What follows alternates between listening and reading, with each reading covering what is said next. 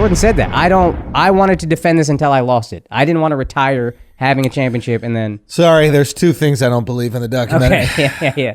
Fair enough. I do not believe that Jordan, this unstoppable force, there's literally nothing that can get in his way. He will do whatever it takes, whenever it takes. It does not matter. I do not believe that a short, fat egg of a human being could just be like, no, and he'd be like, yes, sir. If Jordan really wanted that 7th try, I think that he could have went right to Reinsdorf and be like, bring back Phil, bring back Scotty, pay him, do 1 year like short money, and then give him long term, something like that. You can trade him. He has trade value.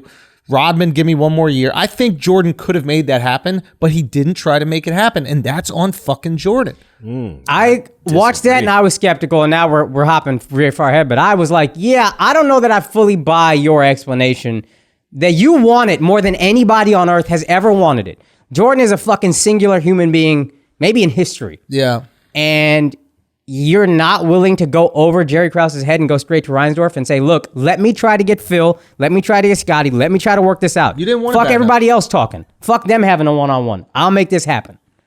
And if Reinsdorf would have listened, there's so many hundreds of millions of dollars you can make off of that dynasty. So that's the other thing about Reinsdorf. It's like 1 more year, you're making so much money, it justifies whatever luxury tax that you have to pay. There was no luxury tax back then. There was a hard cap, maybe? No, yeah, but they had the soft cap. They had the Larry Bird exception. So you could have signed, the luxury tax was like a year or two later, I think. Okay. And there might have been some strike shit. Also, it's a fucking strike shortened season. But back up to the Bird rules, right? Larry Bird exception, if a player's played on your team for more than 3 years, I think, right, you can sign them and then it doesn't count against your salary cap. And you how many players can you do that with? I don't know if there's a limit. I think you've done it with Jordan and Pippen.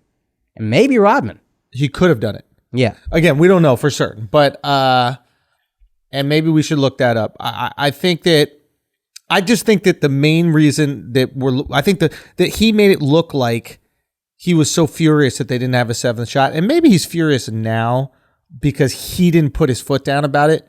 But Jordan was the single most powerful person in sports, and if he wanted, he could have switched that up. Now, I've spoken to my buddies around the league, and they say that like there's a weird thing that happens with players, even like the most elite players, they fall in line.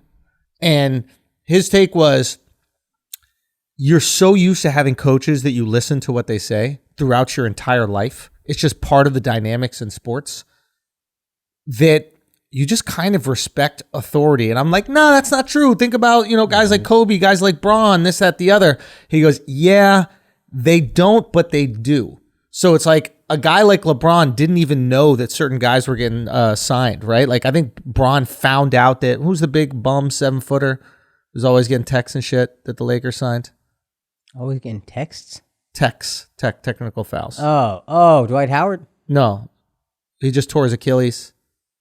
Oh, Boogie Cousins. Boogie, yeah. Like, I think he didn't even know that certain people got signed. And he has maybe the most control of a franchise for most people. So it's like, he's like, they just kind of fall in line. Granted, they are like the kings of the castle, but it doesn't exactly affect upper management. That's what he was saying. I didn't personally buy it.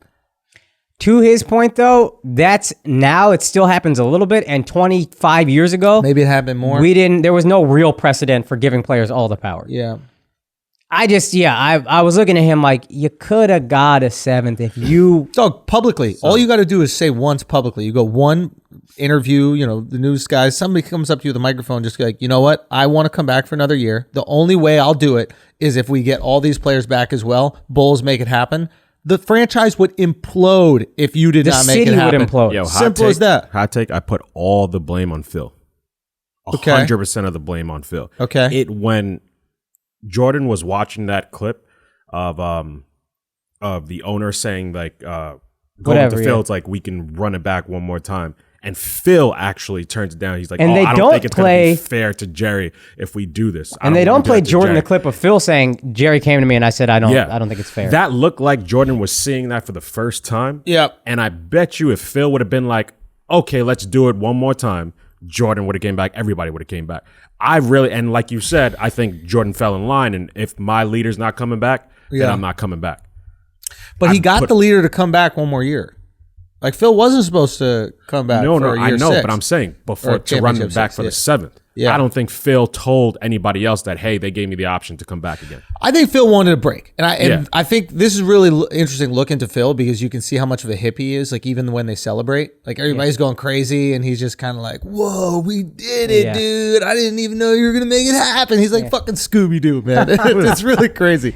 So I loved everything he said to Jordan in that moment. It was awesome. It was beautiful to watch. That was all you. Like, that's why he's Phil. But didn't he seem so, and I hate to use the word zen, but like didn't he seem so zen even in that moment?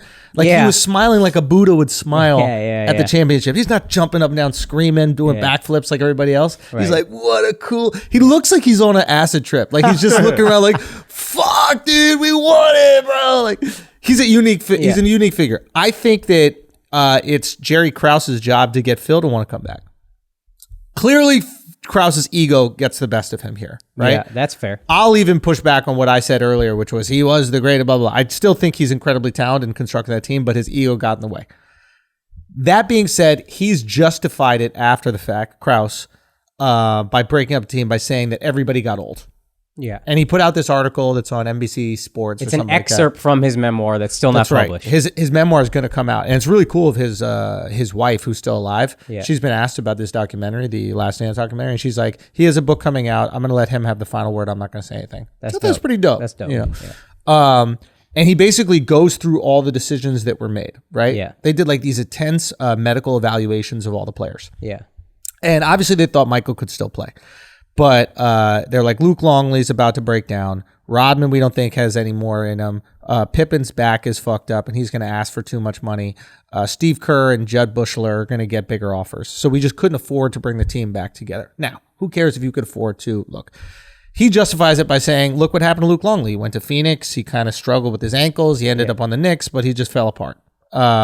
Then they go, he says we did Scotty a favor, basically. He really did. He goes, we did a sign and trade for Scotty. So he could make more money. So he made $20 million more. And I think the reason you can make more is because of the Larry Bird exception, which proves they could have signed. Because what they do is they sign Scottie Pippen to a big deal.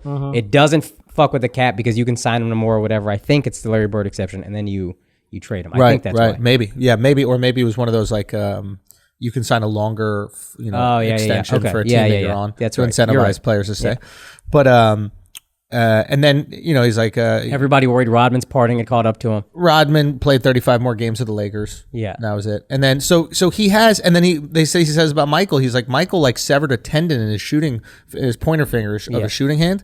And he wouldn't have been able to play the entire season because of that. Yeah. Now he did that in the summer with like some cigar cutter or some shit. So he's basically going, look, we made the right decision. All the players fell apart. Michael couldn't even play. What the fuck do you want from us?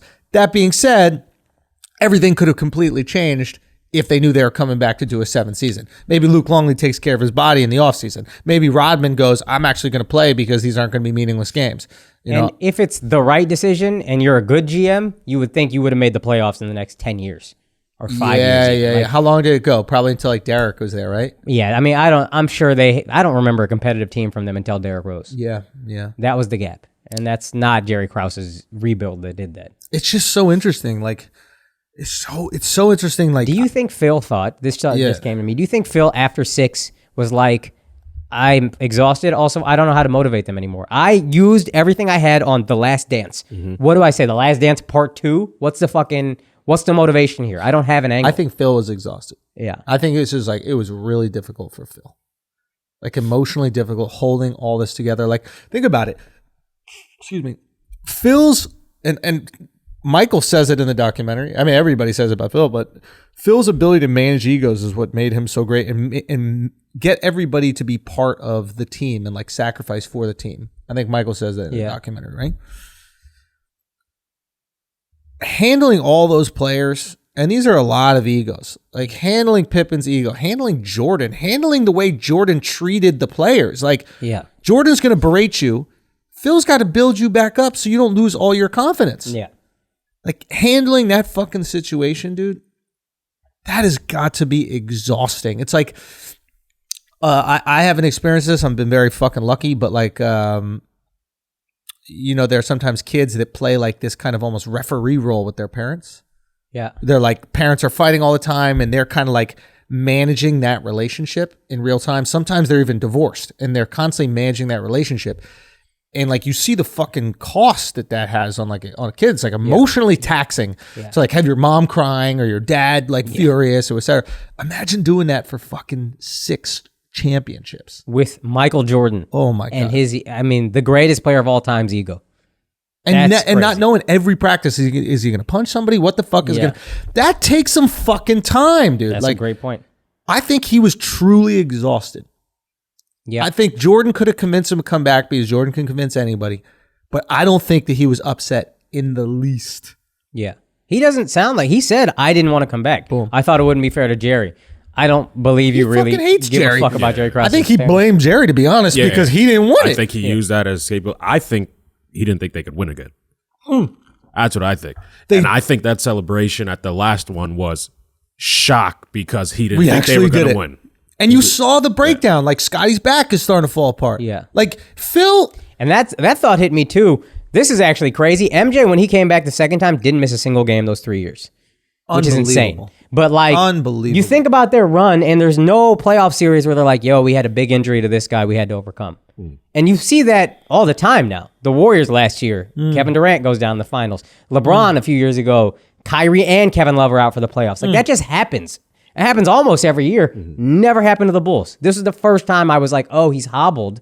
Yeah. And then before that, the last time was Scottie Pippen got migraines in Game 7 against Detroit. Like, yo, can we talk about that a little bit? Like, Pippen's legacy took a fucking hit. Like, if Pippen, his entire career, has sacrificed for Jordan to achieve what he needed to achieve, that continued in this documentary. Yeah. Right? Like, because in order for Jordan's greatness to show Game 5, Pippen needs to be this focal point with another back injury, or I'm going to sit out in the playoffs because I didn't get to take the last shot, or I'm going to have a contract dispute and get my ankle surgery in the fall. Like, he got destroyed in this documentary. They tried to help him out, I was noticing, in this portrayal of Game 6, where they had the trainer, because Jordan probably didn't say shit, but they had the trainer being like, anybody who questions Scottie Pippen's heart is out of his mind. Yeah. And the trainer physically, like, medically knows what's going on with this guy.